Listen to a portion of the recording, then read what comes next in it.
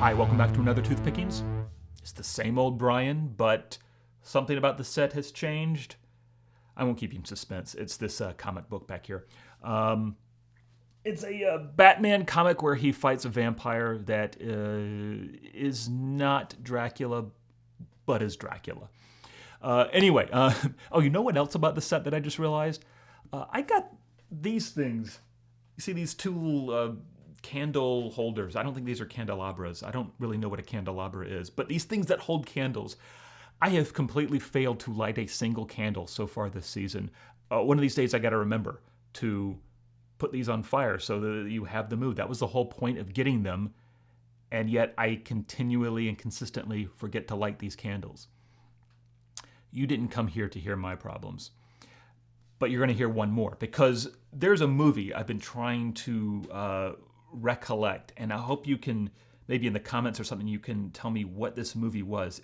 It was this film where these two kids were playing in a construction yard after hours or on the weekend or something, and while they're playing, they dislodge something in the hillside, and it's a skull, and the skull rolls down the hill, and the kids freak out, and they run home, and they tell their parents, and their parents don't believe them, so they go back to the construction yard. The skull is still there, and I wouldn't have done it, but they pick up the skull and take it to their parents and say, "Look, I told you, there's a body." And the parents call the police, and suddenly the place is swarmed with cops and FBI, and they have these theories about where these bodies came from. There was a serial killer who had been in the area. They thought maybe the serial killer had killed some people and left them there. But oh wait, that wasn't a movie. This really happened in Connecticut in 1990, and it wasn't a serial killer.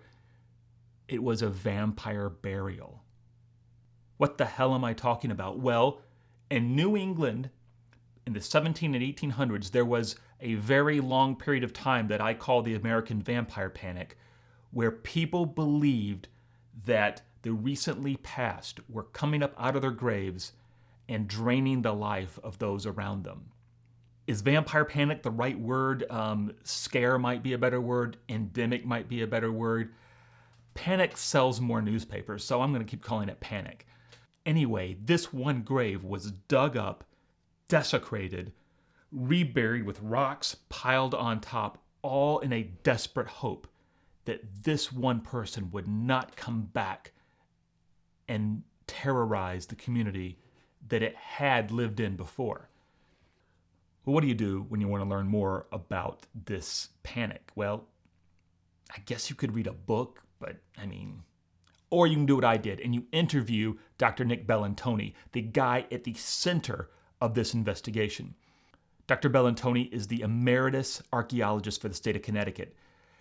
That title sounds impressive, but it doesn't even do what he does justice, because he is, I guess you could call him a crime scene investigator hundreds of years after the fact. He is an anthropologist of sorts. He kind of, by way of looking into this sort of thing, became a folklorist, having to learn all about the vampire scare that took place in New England during this period of time.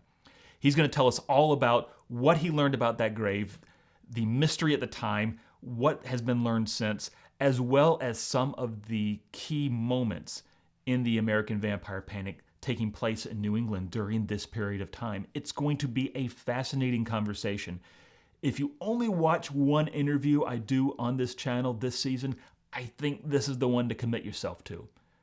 Will we be able to find parallels between the American Vampire Panic and some of the more irrational ideas surrounding COVID-19? I'd put money on it, yeah.